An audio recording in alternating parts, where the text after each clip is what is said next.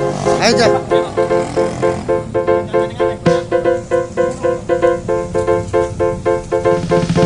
Borgol lo, Bang Mor. Mana borgol, Bang?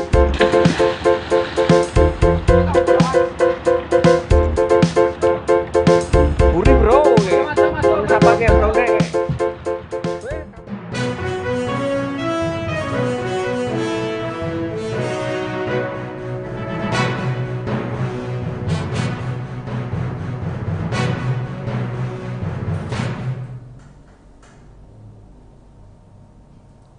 Selamat malam Tribuners, jumpa lagi bersama dengan saya Kusnul Asyaifah dalam Berita Lampung Terkini.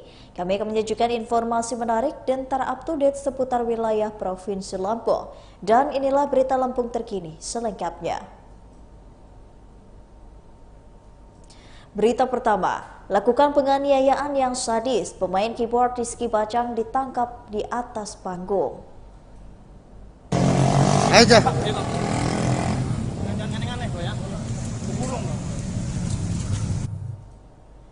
Tim khusus anti bandit atau TKP 308 Polresta Bandar Lampung Polda Lampung berhasil menangkap Muhammad Rizky Islami, 21 tahun, warga Permata Biru, Kelurahan Sukarame, Kecamatan Sukarame, Bandar Lampung. Pelaku M. Rizky Ilhami yang sering disapa Rizky Bajang ditangkap polisi pasca penganiayaan terhadap korban AF hingga 2 jarinya putus. Menurut Kasat Reskrim Polresta Bandar Lampung Kompol Denis Arya Putra, pada Senin 13 Februari 2023, pelaku ditangkap di daerah Teluk Betung Selatan saat sedang memainkan keyboard atau bekerja sebagai pemain musik. Ia mengatakan pelaku ditangkap tanpa perlawanan sama sekali. Kompol Denis mengatakan Rizky Bajang sendiri merupakan pelaku utama atas penganiayaan remaja AF hingga 2 jarinya putus. Berdasarkan hasil interogasi pelaku, Denis menyampaikan motivasinya melakukan itu karena eksistensi sebab pelaku tergabung di dalam kelompok motor dan Rizky Bajang dikenal sebagai seorang yang sadis. Lulusan Akademi Kepolisian Akpol tahun 2010 ini mengatakan pelaku adalah pemukul korban AF dengan menggunakan gear motor. Pelaku telah memodifikasi gear motor dengan menggunakan tali sebagai alat untuk memukul dan mengeroyok korban.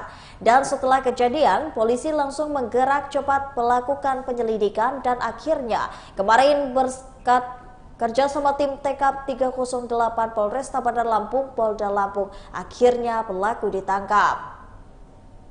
Awalnya polisi lebih dulu menangkap 4 pelaku lainnya dan akhirnya berkembang hingga Rizky Bajang ditangkap. Menurutnya saat diamankan di tempat warga yang hajatan, pelaku tidak memberontak. Begitu juga saat dibawa ke Mapolresta Bandar Lampung. Kompol Denis mengatakan sementara untuk pelaku lainnya masih dalam pengajaran pengembangan. Dan adapun barang bukti yang dibuang ke sungai oleh pelaku Rizky Bajang juga sedang dicari. Ia mengatakan pelaku Rizky Bajang sempat melakukan pelarian ke Tangerang dan juga DKI Jakarta. Kompol Denis mengatakan pelaku dikenakan pasal 80 ayat 2 subpasal 80 ayat 1 Undang-Undang Republik Indonesia nomor 17 tahun 2016 tentang penetapan peraturan pemerintah pengganti Undang-Undang nomor 1 tahun 2016 tentang perubahan kedua atas Undang-Undang nomor 23 tahun 2002 tentang perlindungan anak menjadi Undang-Undang JO pasal 55 ayat 1 KUHP dengan ancaman maksimal 10 tahun penjara.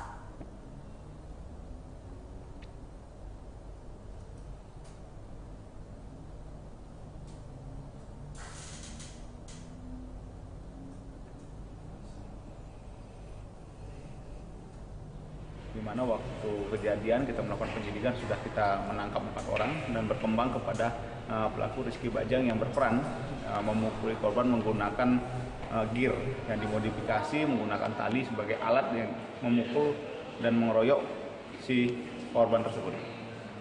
Setelah kami mengetahui dia kepelarian ke Tangerang, kita pantau, dia balik lagi dan dalam keadaan yang tepat kami TKP 308 kemarin menangkap di hari Minggu. Memang pas saat itu ada kegiatan dia bekerja sebagai pemain salah satu keyboard di Teluk, ya kita tangkap dan kita lakukan pemeriksaan di Polresta Bandar Lampung.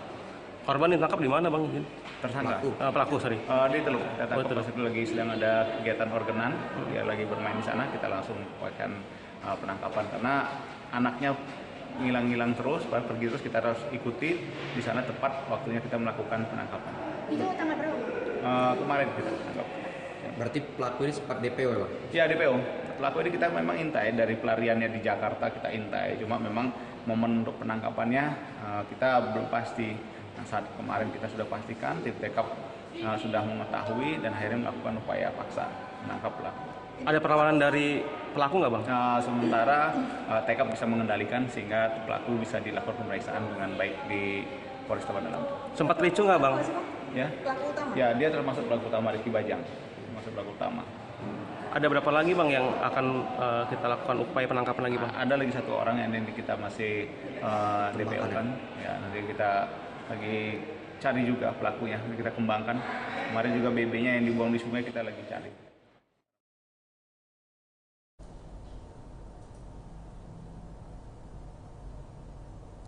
Berita selanjutnya, pria tunawisma meninggal di pelataran ruko. Polisi pastikan tak ada tanda kekerasan. Penemuan mayat seorang pria tunawisma di Jalan Raden Intan, Bandar Lampung menggegerkan para pedagang yang ada di sekitar lokasi pada Senin 13 Februari 2023. Penemuan mayat pria yang diperkirakan berusia 40 tahun itu tidak jauh dari pusat perbelanjaan Ramayana Robinson, Tanjung Karang, Bandar Lampung.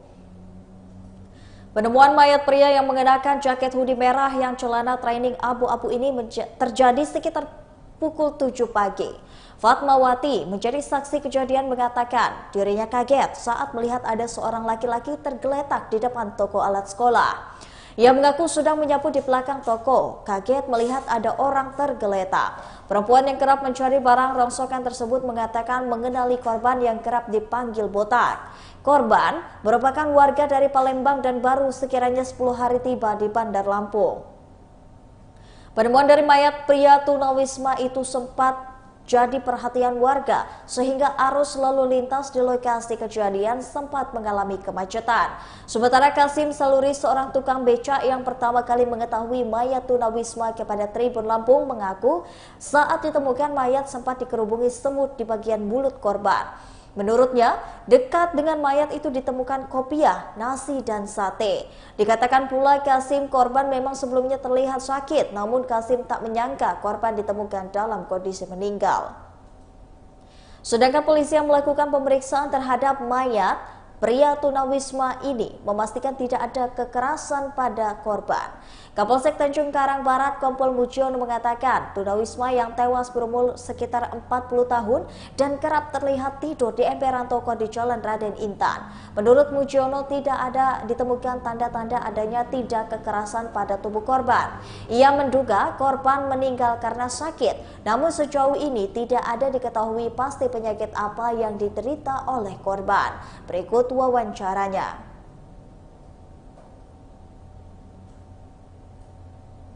Lagi apa pas posisinya? Udah makan. Oh, lagi makan. Emang sehari-hari si botaknya emang di sini ya? Iya. Oh, ngemis di sini ya Bu ya? Selain di sini kemana lagi dia kalau ngemis? Kayaknya ya dengan tidak tahu Pak. Berarti ini kan kemana-mana dengan Pak Enggal, apa Tila Halim, dan tidak tahu kan. Tadi pagi pas ditemuin posisinya lagi apa Bu? Si korban ini? Pas tadi itu kita tidak tahu. Kau tahu udah geletak? Ayo uang yang ngomong katanya itu di depan rokok ada anak meninggal, apa anak airborne apa bukan tidak tahu. Pas saya nengok, aduh anak ini tidak tembang macet dekat rumah saya, dekat tembang. Tadi rasanya Pak. Oh. Itu juga nggak nanti keluarga negatif, memang juga nggak ada. Nggak ada keluarga dia. Iya. Oh. Sama aja.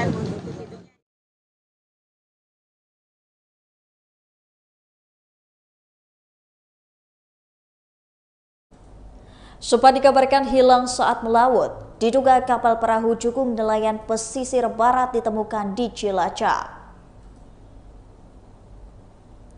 Beredar sebuah video viral di pesisir barat Lampung yang menunjukkan penemuan sebuah perahu cukung nelayan di Cilacap, Jawa Tengah, yang dimana ini diduga milik dua nelayan pesisir barat yang sempat dikabarkan hilang beberapa waktu lalu. Dugaan itu diperkuat dengan adanya tulisan Jaya Sakti yang mirip dengan milik kedua nelayan yang hilang di perairan pesisir barat tersebut. Adapun kedua nelayan pesisir barat yang hilang yaitu Ujang Sasmita 40 tahun dan Kolis 20 tahun warga Kelurahan Pasar Krui, Kecamatan Pesisir Tengah. Kepala Kantor Pencarian dan Pertolongan Lampung, Deden Ridwan Syah melalui Koordinator Posar Tanggamus, Hendra Wahyu Putra mengatakan, pihaknya telah berkoordinasi dengan Basarnas Cilacap untuk memastikan perahu yang ditemukan tersebut milik nelayan pesisir barat. Menurutnya pada Senin 13 Februari 2023, pihaknya sudah berkoordinasi dengan Basarnas Cilacap untuk meyakini bahwa perahu yang ditemukan itu milik nelayan pesisir barat. Lanjut Hendra, menurut nelayan setempat perahu yang ditemukan di Cilacap itu diyakini milik kedua nelayan yang hilang tersebut. Sebab berdasarkan ciri-ciri yang ada dalam video, mirip dengan perahu yang ada dibawa oleh kedua nelayan tersebut. Hendra juga mengatakan sudah berkoordinasi dengan pemilik perahu dan juga meyakini perahu yang ditemukan di Cilacap sesuai dengan perahu yang digunakan dua nelayan yang hilang. Kendati demikian, saat ini masih dilakukan penelusuran oleh Basarnas Cilacap. Mudah-mudahan ada informasi lebih lanjut tentang kepastian perahu yang ditemukan di Cilacap. Terpisah Sekretaris BPBD Pesisir Barat, Herman mengatakan pihaknya mengkoordinasi penemuan tersebut ke pihak nelayan dan keluarga korban. Diberitakan sebelumnya, dua nelayan pesisir barat Lampung dikabarkan hilang saat mencari ikan di tengah laut pada Jumat 27 Januari 2023. Kepala Badan Penanggulangan Bencana Pesisir Barat Mirza Sahri mengatakan, kedua nelayan tersebut bertolak dari Pelabuhan Kuala Krui pada 26 Januari 2023 sekitar pukul 4 pagi. Keduanya menuju Rumpon untuk mencari ikan, namun hingga saat ini kedua nelayan tersebut hilang kontak dan belum kembali pulang ke rumah. Menanggapi kabar tersebut, pihaknya sudah berkoordinasi dengan berbagai stakeholder termasuk dengan Basarnas dan juga Polair. Lanjutnya, saat ini tim Basarnas, Polair dan juga BPBD Pesisir Barat sudah standby di lokasi-lokasi yang juga diperkirakan tempat keduanya terbawa oleh arus. Berita selanjutnya, pekerja tewas tenggelam di tambang pesisir dan pasir Mesuji di Lampung. Seorang pekerja tewas di tambang pasir di Desa Sidang Gunung 3, Kecamatan Rawajitu Utara, Kabupaten Mesuji, Lampung pada Minggu 12 Februari 2023. Kepala Pelaksana Badan Penanggulangan Bencana Daerah Mesuji, Sunardi, menyebutkan korban bernama Sutikno 41 tahun tewas tenggelam di galian tambang. Menurutnya, korban yang sudah berkeluarga dan merupakan warga Desa Panggung Jaya, Kecamatan Rawajitu Utara, Mesuji, Lampung, Sunardi mengungkapkan peristiwa itu terjadi sekitar pukul jam 2 siang dan jasad korban ditemukan pada pukul jam setengah 4 sore. Ia menjelaskan saat itu korban sedang memperbaiki mesin di tambang Desa Sidang Gunung 3, Kecamatan Rawajitu Utara. Entah mengapa, korban terjatuh di tambang pesisir dengan kedalaman kurang lebih 6 meter seluas 40 meter persegi. Sementara Kepala Bidang Pencegahan dan Kesiap BPBD Mesuji, Maulana, menjelaskan galian tambang pesisir tersebut milik Wanto dan terpisah. Kapolsek Rawajitu Utara Ibtu Yuli Agriato membenarkan adanya peristiwa tersebut. Yuli menyampaikan kejadian bermula saat korban bersama dengan temannya hendak memperbaiki mesin sedot air. Menurut Yuli, korban hendak mengantarkan alat dekbol dengan cara alat tersebut dikalungkan di lengan. Setelah itu, korban berenang menuju tongkang tempat alat sedot pasir dan saat itulah korban tenggelam. Sementara temannya berusaha untuk menolongnya, akan tetapi tubuh korban tidak dapat ditemukan. Setelah itu teman korban meminta bantuan warga dan juga bertemu pada pukul jam 15.30.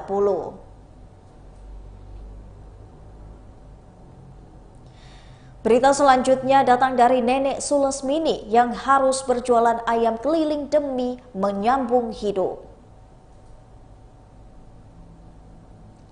Sulasmini 70 tahun, seorang nenek yang tinggal di Dusun Manunggal, Desa Babatan, Kecamatan Katibung, Lampung Selatan harus berjualan ayam keliling demi menyambung hidupnya.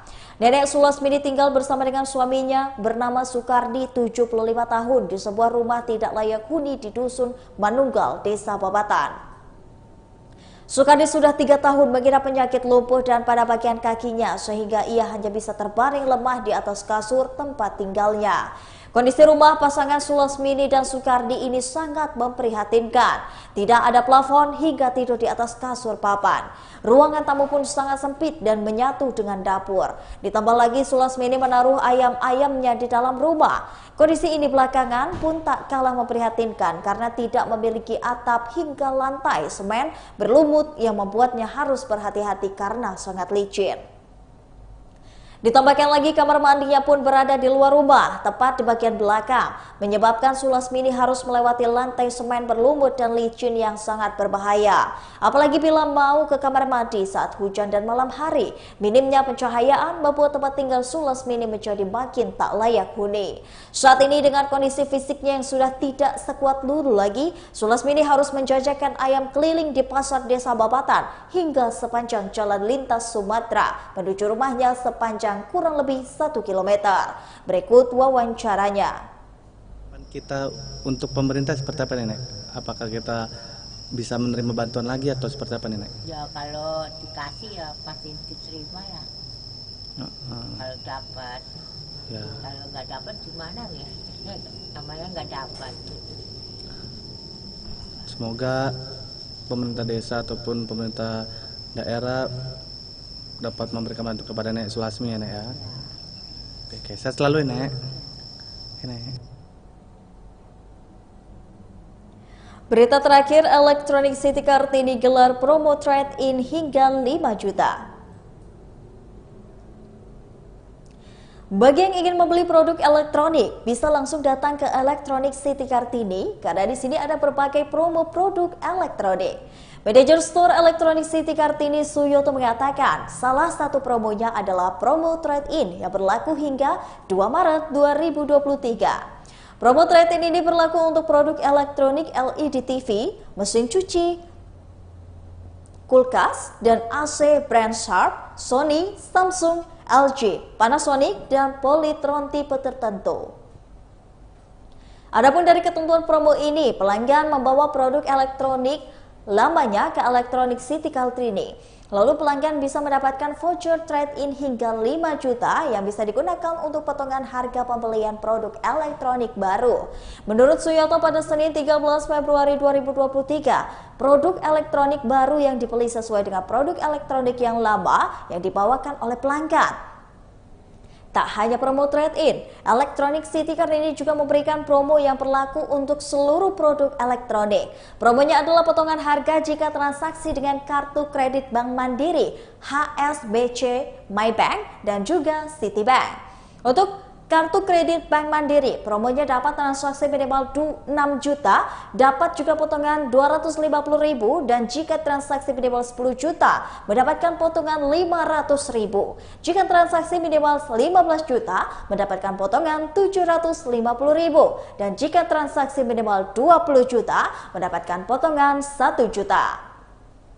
Untuk kartu kredit Citibank promonya adalah jika transaksi minimal 6,5 juta mendapatkan potongan harga 300.000 dan jika transaksi minimal 12 juta mendapatkan potongan harga 550.000 dan jika transaksi minimal 18 juta dapat potongan harga 850.000. Promo kartu kredit Citibank dan Bank Mandiri berlangsung hingga 23 Februari 2023. Untuk kartu kredit HSBC, promonya adalah transaksi minimal 5 juta dan potongan harga 250.000. Transaksi minimal 10 juta mendapat potongan 500.000.